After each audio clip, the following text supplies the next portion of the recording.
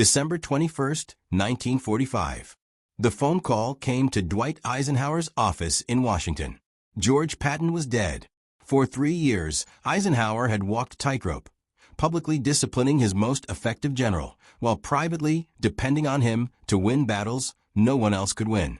He defended Patton to politicians, apologized for him to allies, and restrained him when his aggression threatened to create diplomatic disasters. Now Patton was gone, and for the first time since the war began, Eisenhower didn't have to measure his words. What he said in the weeks and months that followed revealed a truth he'd buried under layers of political necessity. Patton wasn't just a good general. He was irreplaceable, and losing him felt like losing the war's most effective weapon. If you want to hear what Eisenhower really thought when he didn't have to be diplomatic anymore, subscribe right now. Before there was a supreme commander and a subordinate general, there were 2 young officers who understood each other perfectly. Camp Meade, 1919. Eisenhower and Patton were both captains in the newly formed Tank Corps. They spent hours tearing down engines, debating tactics, imagining how mechanized warfare would change everything. Patton was the wealthy aristocrat, old family money, supreme confidence, already a combat veteran from Mexico and France.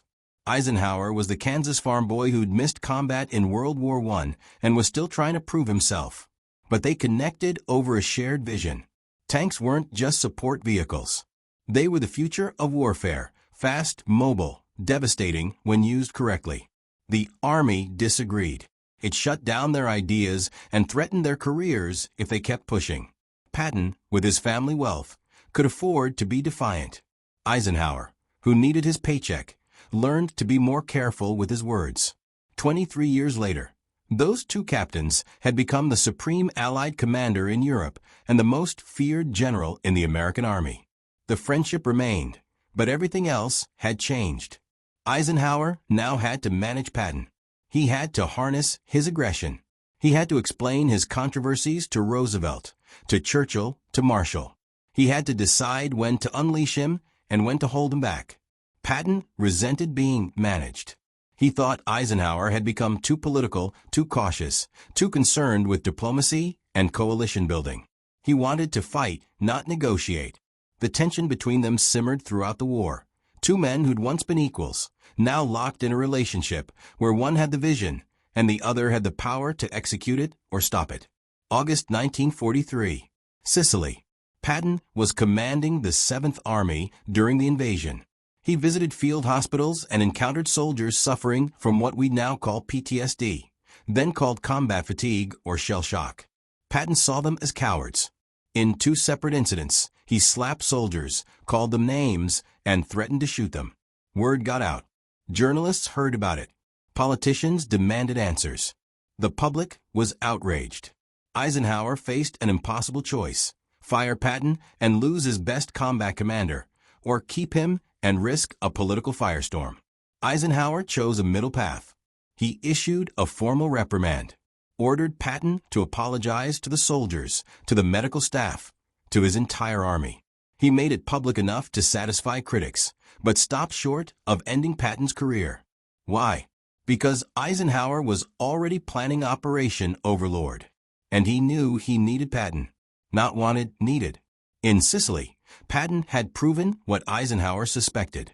He moved faster, hit harder, and demoralized the enemy more effectively than any other American commander.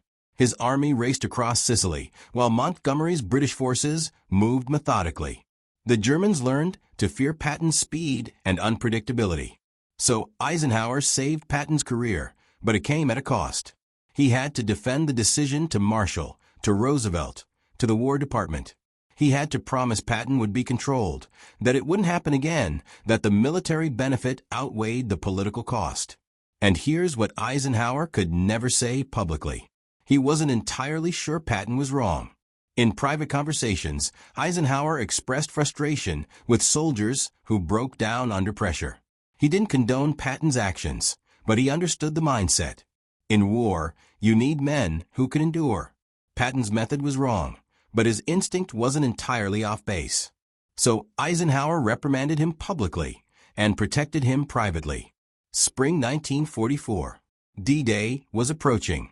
Eisenhower needed the Germans to believe the invasion would come at Calais, not Normandy.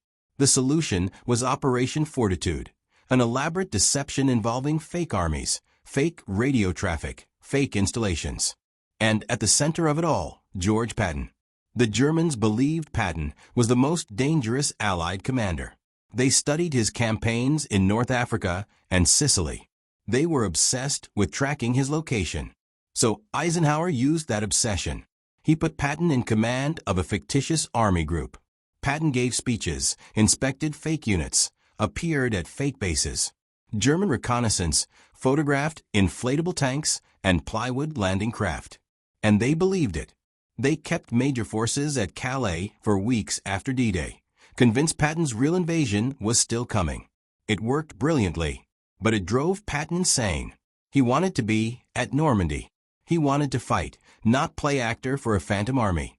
He felt humiliated. Eisenhower couldn't tell him the truth, that Patton was more valuable as a deception than as a commander in those crucial weeks, that his reputation was saving Allied lives. Patton only learned the full scope of Operation Fortitude after the war, and even then he resented it. August 1st, 1944. Patton's Third Army finally became operational in France. What followed was one of the most spectacular advances in modern military history. In 1 month, the Third Army advanced farther than any comparable force ever had. They liberated hundreds of towns, destroyed or captured tens of thousands of German soldiers, and moved so fast the enemy couldn't establish defensive lines.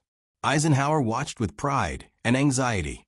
Pride because Patton proved everything they'd theorized back in 1919. Anxiety because Patton was outrunning his supply lines and creating coordination problems. Other commanders couldn't keep up. Bradley was methodical. Montgomery was slower still. But Patton just moved. "Give me the supplies, and I'll be in Berlin in 2 weeks," he said. Eisenhower knew it wasn't that simple. Politics mattered. Alliances mattered. Occupation zones mattered. Patton didn't care. Privately, Eisenhower sometimes agreed with him, but as Supreme Commander, he had to think beyond the battlefield. So he held Patton back. December 16, 1944.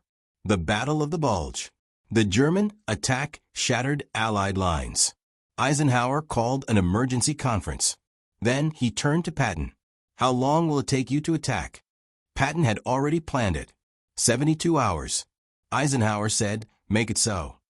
Patton delivered. His counterattack saved the front and turned disaster into victory.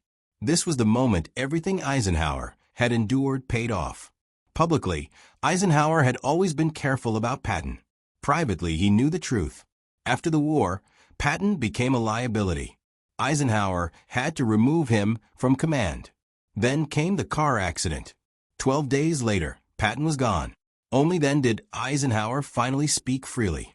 He called Patton indispensable, irreplaceable,